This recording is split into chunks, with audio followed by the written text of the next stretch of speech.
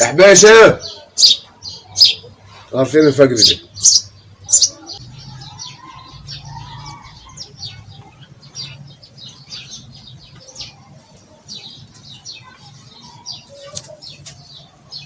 بابا بابا بابا بابا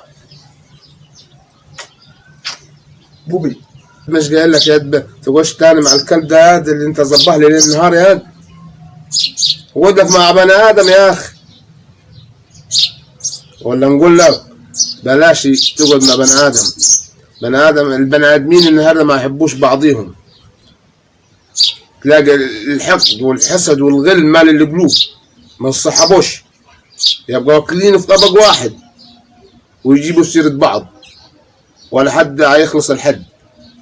احسن حاجة ليك خليك مع الكلب صحي يا ولدي، كلب احسن صاحب زيك بابا، زيك بابا. الحمد لله يا ولدي الحمد لله.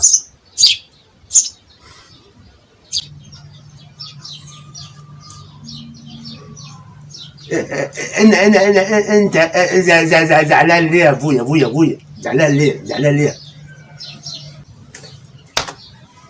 ايوه يا ولدي زعلان على اللي هنشوفوه بعينينا دهوتها. القيامة قربت بان عليها يا ولدي، القيامة قربت.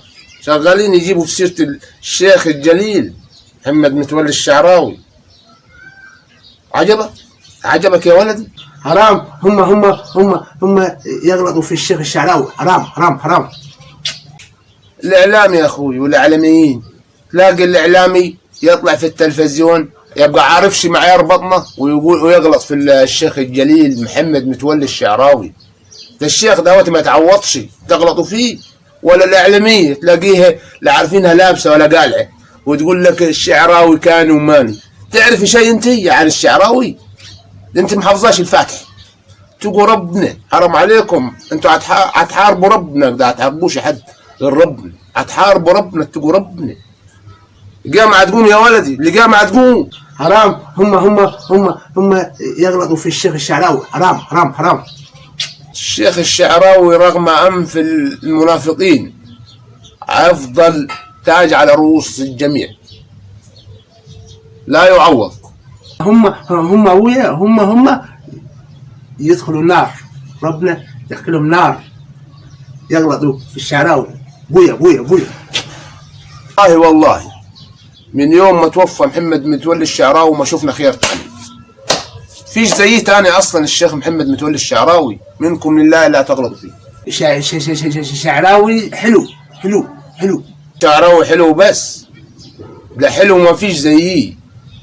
مفسر القرآن ده يا ولدي، ده الدروس بتاعته والحلقات بتاعته هي الحاجة الوحيدة النظيفة اللي هنشوفوها في التلفزيون. بوبي بوس انت بوبي. كلبي اللي يبوسني يا اخي، امك ما بينسانيش يبوسني كلب. هو بن بويا